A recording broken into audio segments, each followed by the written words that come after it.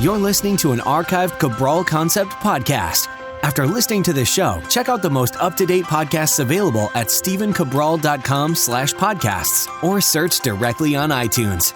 And now, welcome to the Cabral Concept, where board-certified naturopath and integrative health practitioner Dr. Stephen Cabral shares how he was diagnosed at the age of 17 with a life-altering illness and given no hope for recovery. It was only after studying and traveling all over the world did he discover how to combine ancient Ayurvedic healing practices with state-of-the-art naturopathic and functional medicine to fully rebalance the body and re-energize it with life. It's time to discover how to get well, lose weight, and finally feel alive again. And now, here's your host, Dr. Stephen Cabral.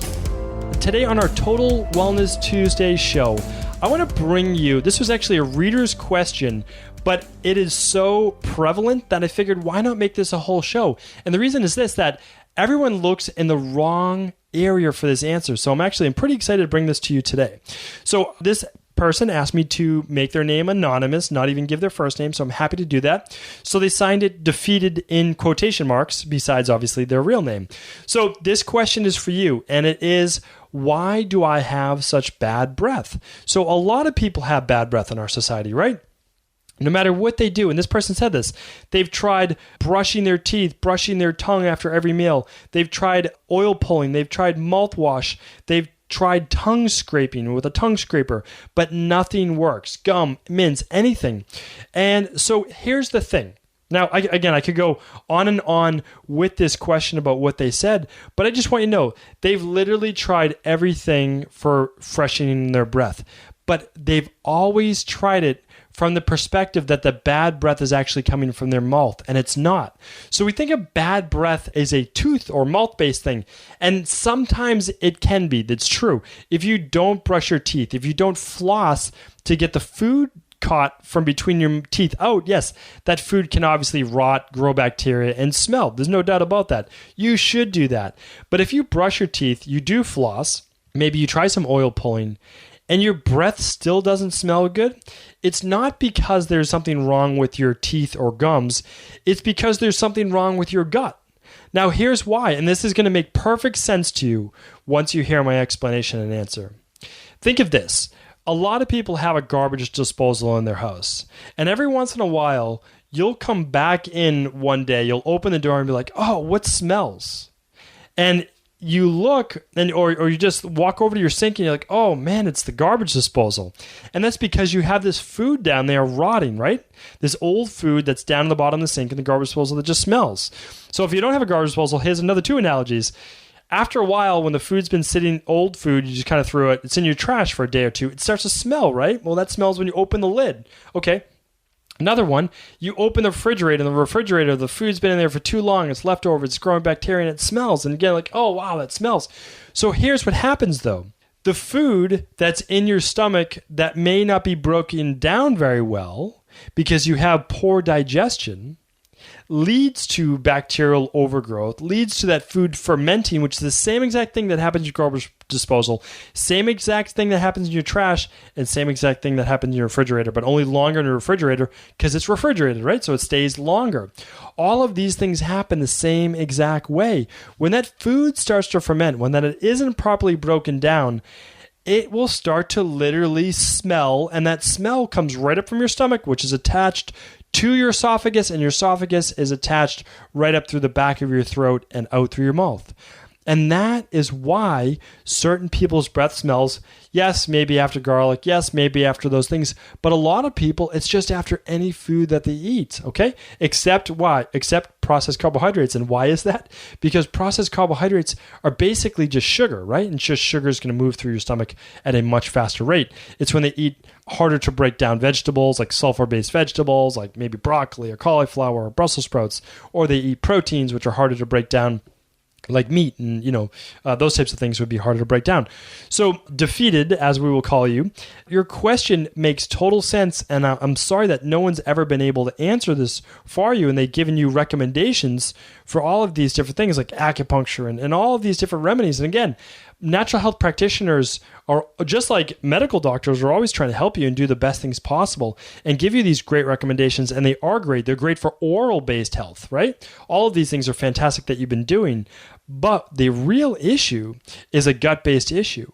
So there's some type of weakened digestion going on. There's either small intestinal bacterial overgrowth, so there's a gut-based issue. There might be candida overgrowth. There might be H. pylori. But there's something that's not allowing you to digest very well, and it's most likely fermenting in the intestines as well. So my number one recommendation for you, beyond a food sensitivity test, would really be to do a hair tissue mineral analysis to look at overall, function of the digestion of minerals and nutrients, to see the certain levels of stress in your body, because there's probably a good amount of autonomic nervous system stress, which just means fight or flight based response, which is going to weaken your digestive fluids and digestive acid. And I would absolutely recommend running an organic acids test. So an OAT is an organic acids test, and it assesses gut function, but it also looks at yeast and fungal-based overgrowth, which is essentially candida. It will look at Clostridium difficile. It will look at other bacterial markers as well in your gut. So those are the two lab tests I would recommend.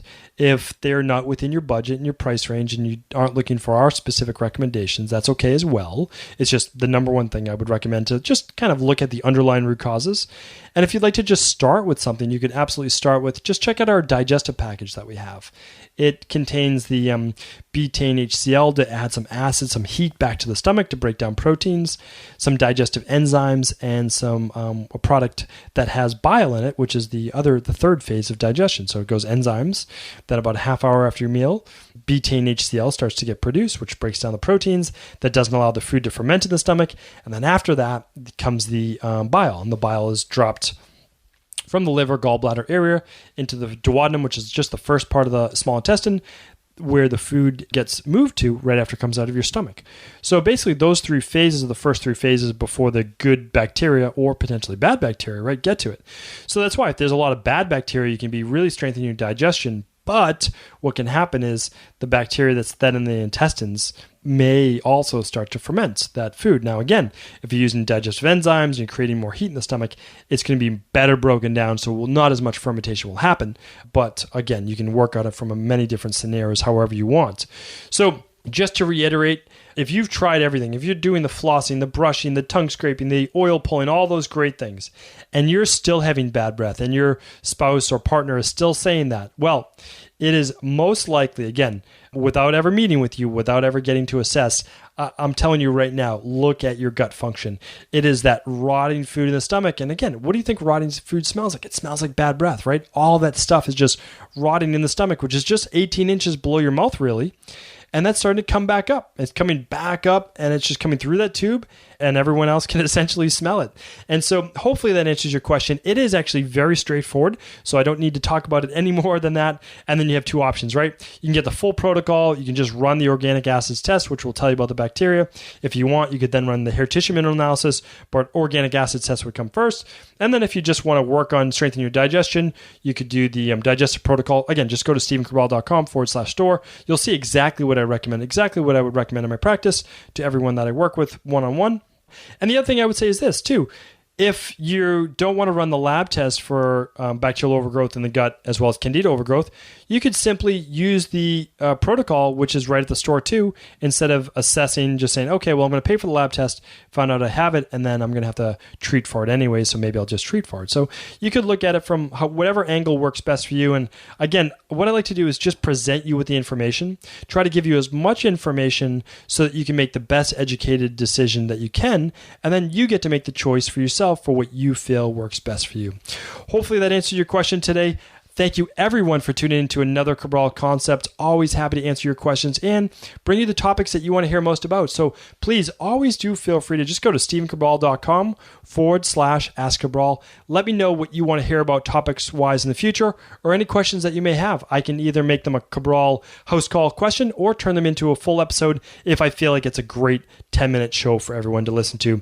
And again, please do feel free to forward this episode to anyone you believe it may help. And if they have bad breath, this will certainly help them remove that within just a week or two. Thank you again, everyone, for tuning in to another Cabral Concept. Ever wonder what the best sauna, blue blockers, sleep trackers, wake lights, salt lamps, or other health gadgets are? Or what about the top non-toxic mattresses, sheets, soaps, bath products, toothpaste, and cookware? Or would you like to know the cleanest choices for hemp parts, meal delivery services, supplements, and much more? I personally curated, researched, and now created a resource page of all of my top picks that continues to grow each week. These are the exact products I use in my own life, with my family, in my private practice, and they're the ones I trust. To find out all of my up-to-date recommendations and all the details, simply head on over to stephencabral.com/resources.